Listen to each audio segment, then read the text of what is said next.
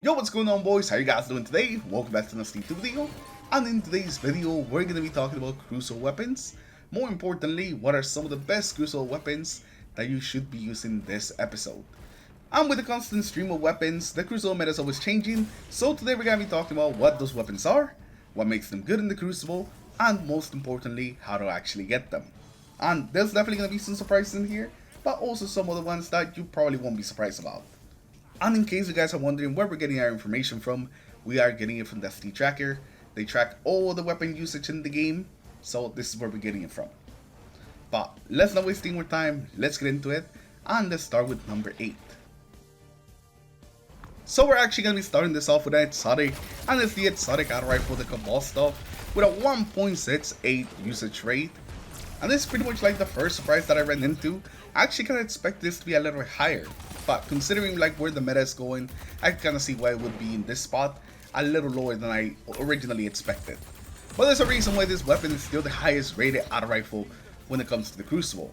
It is a very consistent 600 auto rifle that feels amazing to shoot, and it also comes with a pretty good exotic perk that helps you take on multiple people. And while it did take some nerfs last season, I still definitely think that it's effective. And the Kabal St just kind of shows that just being a good feeling auto rifle can get you pretty far and get you to be a pretty popular weapon. But I think one of the main strengths of the Kabal St is just the ease of use, and while this applies to all the auto rifles as well, I think it really shines in the Kabal St thanks to his very solid stats and also just very good exotic perk. Overall, it's just a complete package. You want just a weapon that you can pick up and do well within the crucible, then the Kabal St is basically what you're looking for. Now the main downside of the Kabal St, believe it or not, doesn't actually have to do with how the weapon performs at all. It is just the way to actually get it, because it is a long quest if you guys haven't gotten the Kabal St, and you can just go search that up on YouTube. Just search Kabal St exotic quests, but make sure that you have a couple hours if you haven't done anything before, because it's gonna take a while. Now at number 7, we're gonna have another exotic weapon, but this time a different type of exotic, because we have the Ace of Spades exotic hand cannon. And no matter how many years pass in Destiny 2, there's one thing that you can keep in mind, and is that the Ace of Spades is always gonna be used. It has to be one of the most consistent weapons in just crucible history. I don't really think I've seen it even once out of the top 10 in like 8 years. But there's a good reason why, because this weapon just has pretty much everything that you would ever want in a hand cannon. It has some fantastic stats. It also has a ridiculous amount of perks. It has Firefly, which does some AoE damage, as well as giving you extra reload speed. It has Third Eye, meaning that your radius stays up whenever you aim down sights with this weapon. And it also has one of the best damage perks in the game, in Memento Mori, since it doesn't really have any sort of timer. You don't really have to use the damage in a specific window. You can just keep it on and always have your weapon just be more consistent to help you get some more follow-up kills. As long as you get one kill with this weapon, you activate Memento Mori, and then you just keep getting follow-up kills with that. Constantly refreshing the buff, constantly just making this weapon just deadlier, and also just a little bit more forgiving, since with that extra damage, you don't have to hit all headshots. So I actually think that the sun will probably explode before the Ace actually falls out of the top 10 in the Crucible, but as long as 140 hand cannons continue to be banned in the Crucible, you will always find the Ace. And the final great thing about the Ace of Spades is just how easy it is to actually get. All you gotta do is just head to the tower, to the Monuments of Lost Light, go to the Forsaken Exotics, and pick yourself an Ace of Spades. And that's it. While the Catalyst will make it a little bit better, it's definitely not something necessary for this weapon to be good. Now number 6, we're gonna have the very first special weapon on the list, the Deadlock shotgun with a 1.9 usage rate. And this actually ended up being quite surprising. I actually expected this to be much higher, but when you look at the rest of the list, it does actually kind of make sense why this thing is here.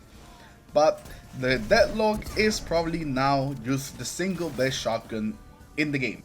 It is the brand new competitive reward this season, and as a competitive weapon, but you tend to give them a little bit more love, a little bit more gas, and they definitely stepped on the gas for this one. This weapon has some fantastic base stats, as well as the perks on this weapon just being stacked for Crucible. There's so many different like roles that you can make here, just to make this thing being super consistent, and essentially just snipe people in the Crucible with this weapon. And you're going to be able to get this beauty from the competitive players this season. First you gotta do your 7 placement matches, and every week after that 3 matches will get you one of these shotguns. Since it's the most recent competitive weapon, you can actually focus it at Shaxx, but once a new one comes out, this should be joining all the other competitive weapons in the focusing. Now, like I said, there's gonna be many different good perks on this weapon, but you can pretty much pair up anything with closing time and it'll be good. The main 3 pairings right now are Slice Shot with closing time, Threat Detector with closing time, and also Lone Wolf with closing time. And all of those are gonna make this weapon feel very consistent and just feel like the best shotgun in the game. So if you're looking for a good shotgun in the kinetic slot, then this is pretty much gonna be your best bet. Now, number 5, we have the LC's rifle with a 1.95 usage rate, and this weapon is probably one of the most consistent pulse rifles in the game, at least when it comes to like legendary pulse rifles, since it's essentially at no time to explain, but legendary. That is like the easiest way to describe it. That combined with a really good perk pool and also a very easy way to actually get this weapon. You get this from Onslaught, and since you can focus the LC's rifle specifically, it usually doesn't take too long to get a pretty decent roll. But this is one of the ones that doesn't really surprise me. It has some fantastic stats, some great perks. It just makes sense that it's a very popular weapon in the Crucible. And if you're running into a pulse rifle, a lot of times it's going to be the LCs. And the perks that you're looking for on this weapon are going to be Send Moment plus Head Seeker. That is the role that most people are using and the best one that you can take into the Crucible. But there are a couple of other variations like Keep Away Head Seeker or Send Moment Kill Clip. As long as it has Send Moment or Head Seeker, it's probably going to be a pretty good role in the LCs.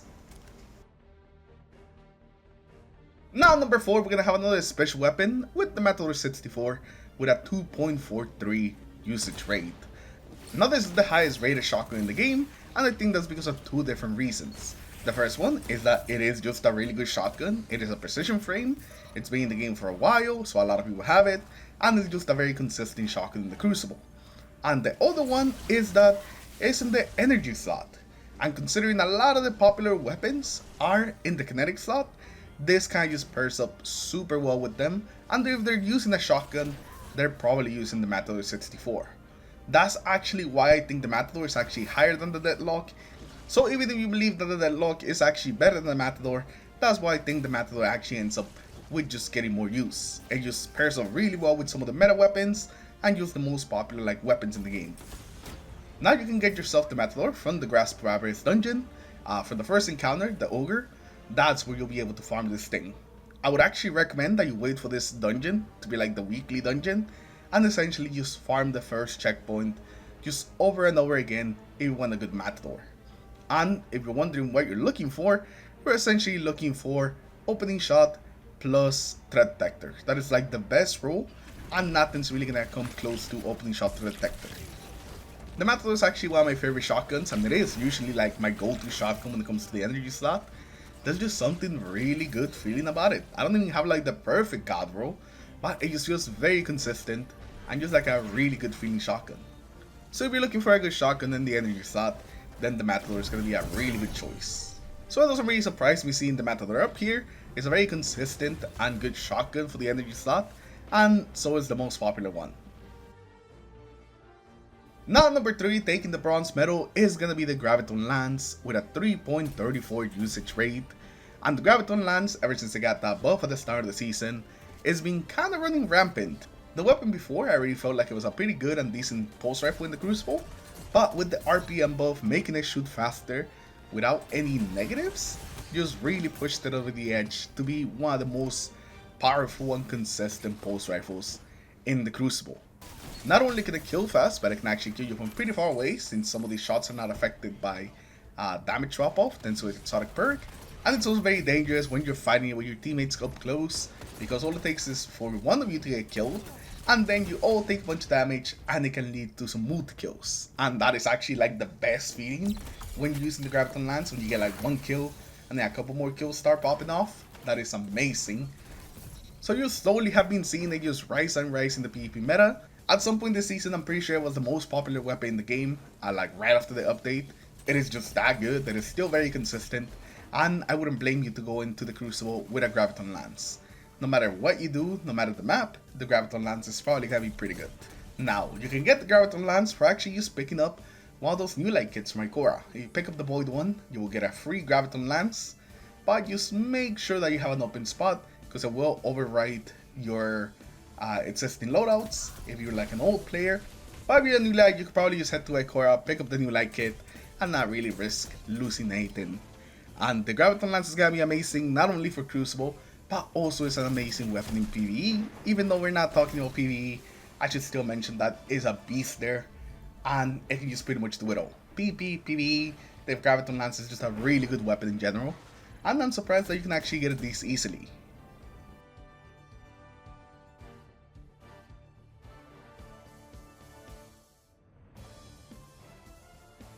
Now number 2, for the silver medal, we're gonna have the Rose with a 4.02 usage rate.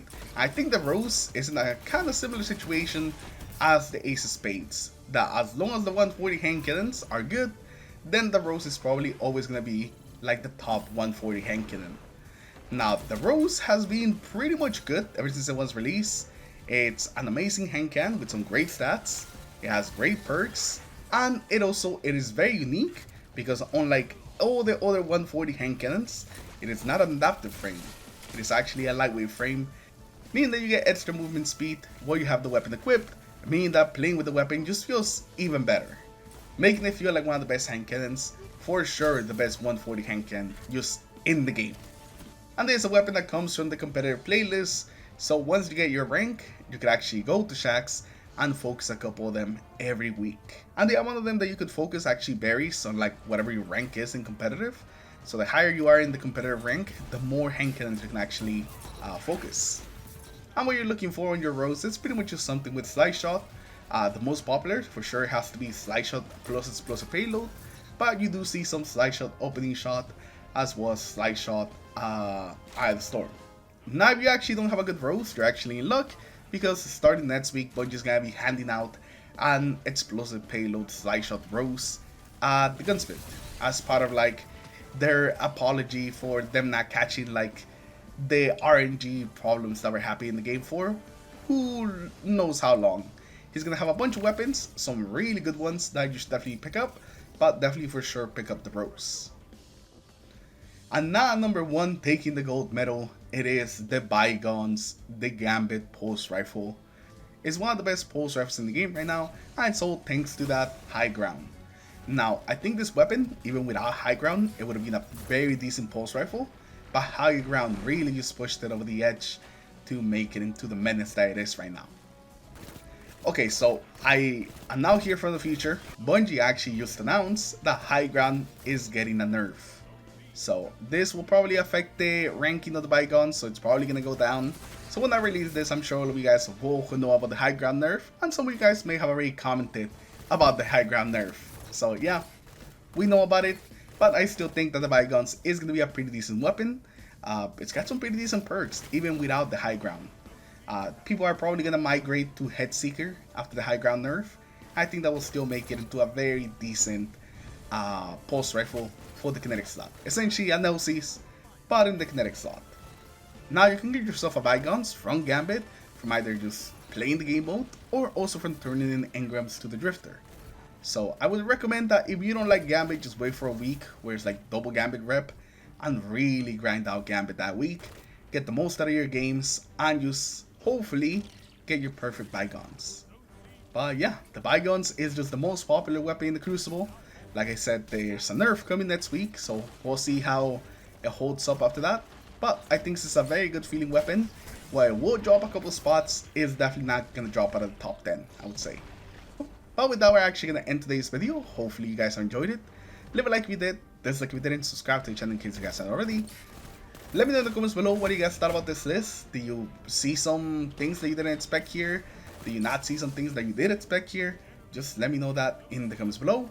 I appreciate everyone stopping by. The support on the videos has been amazing. And I'll see you guys in the next one. Take care, everyone. Have a good rest of the day. Peace.